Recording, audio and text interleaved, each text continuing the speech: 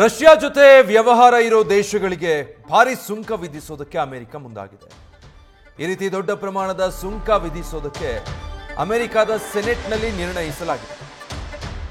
ರಷ್ಯಾದಿಂದ ತೈಲ, ಗ್ಯಾಸ್ ಖರೀದಿಸುವಂತಹ ದೇಶಗಳಿಗೆ ಇನ್ಮೇಲೆ ಸುಂಕ ಹೆಚ್ಚು ಮಾಡೋದು ಅನ್ನೋ ನಿರ್ಧಾರ.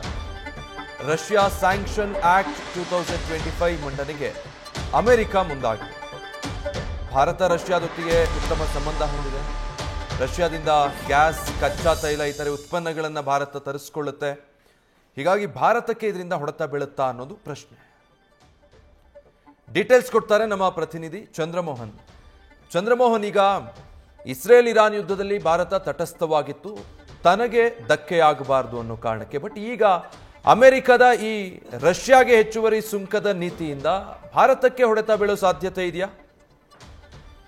ಹೌದು ವಿಜಯ್, ಈಗ ಮುಖ್ಯವಾಗಿ ಅಮೆರಿಕದ ಸೆನೆಟ್ ನಲ್ಲಿ ಈಗ ರಷ್ಯಾ ಸ್ಯಾಂಕ್ಷನ್ ಆಕ್ಟ್ ಅನ್ನ ಮಂಡನೆಯನ್ನ ಮಾಡಲಾಗ್ತಾ ಇದೆ. ಈ ರಷ್ಯಾ ಸ್ಯಾಂಕ್ಷನ್ ಆಕ್ಟ್ ಇರುವಂತಹ ಪ್ರಮುಖ ಅಂಶ ಏನು ಅಂತಂದ್ರೆ, ರಷ್ಯಾ ದೇಶದಿಂದ ಕಚ್ಚಾ ತೈಲ, ಗ್ಯಾಸ್ ಸೇರಿದಂತೆ ಬೇರೆ ಯಾವುದೇ ಉತ್ಪನ್ನವನ್ನ ಖರೀದಿಸುವಂತಹ ರಾಷ್ಟ್ರಗಳ ಮೇಲೆ 50% ಸುಂಕವನ್ನ ವಿಧಿಸಲಾಗುತ್ತೆ. ಅಂದ್ರೆ ಯಾವ ದೇಶ ರಷ್ಯಾದಿಂದ ಕಚ್ಚಾ ತೈಲ, ಗ್ಯಾಸ್ ಉತ್ಪನ್ನವನ್ನು ಖರೀದಿಸುತ್ತೋ ಆ ದೇಶದಿಂದ ಅಮೆರಿಕಕ್ಕೆ ಆಮದು ಮಾಡಿಕೊಳ್ಳುವಂತಹ ಉತ್ಪನ್ನಗಳ ಮೇಲೆ 500% ಸುಂಕವನ್ನ ವಿಧಿಸುವಂತಹ ತೀರ್ಮಾನವನ್ನ ಅಮೆರಿಕ ತೆಗೆದುಕೊಳ್ಳಿಕ್ಕೆ ಮುಂದಾಗಿದೆ. ಇದ್ರ ಬಗ್ಗೆ ಈಗ ಮಸೂದೆಯನ್ನ ಸಿದ್ಧಪಡಿಸಲಾಗಿದೆ. ಈ ಮಸೂದೆಯನ್ನ ಅಮೆರಿಕದ ಸೆನೆಟ್ ನಲ್ಲಿ ಮಂಡಿಸಿ ಒಪ್ಪಿಗೆಯನ್ನ ಕೊಡಲಿಕ್ಕೆ ಕೂಡ ಅಮೆರಿಕ ಮುಂದಾಗಿದೆ.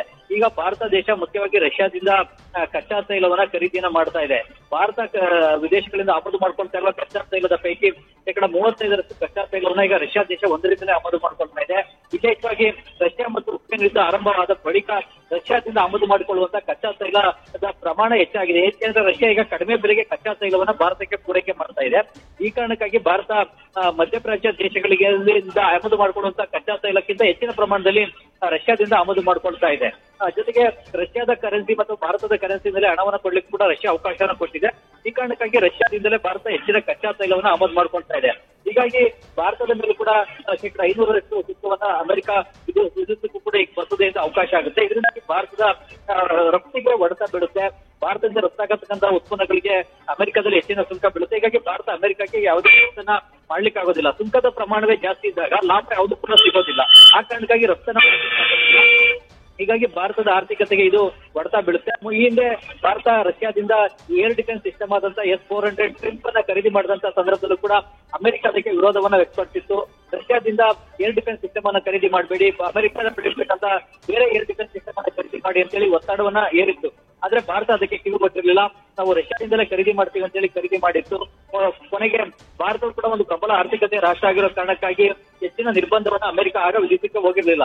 ಈಗ ರಷ್ಯಾದಿಂದ ಕಚ್ಚಾ ತೈಲ, ಗ್ಯಾಸ್ ಸೇರಿದಂತೆ ಬೇರೆ ಬೇರೆ ಉತ್ಪನ್ನವನ್ನ ಖರೀದಿಸುವಂತಹ ರಾಷ್ಟ್ರಗಳ ಮೇಲೆಲ್ಲ ಈ ರೀತಿಯಾಗಿ 500% ಸುಂಕವನ್ನ ವಿಧಿಸಲಿಕ್ಕೆ ಈಗ ಮಸೂದೆಯನ್ನು ಮಂಡಿಸಿ ಸೆನೆಟ್ ನಲ್ಲಿ ಮಂಡಿಸಲಿಕ್ಕೆ ಅಮೆರಿಕ ಮುಂದಾಗಿದೆ. Vijay, thank you Chandramohan.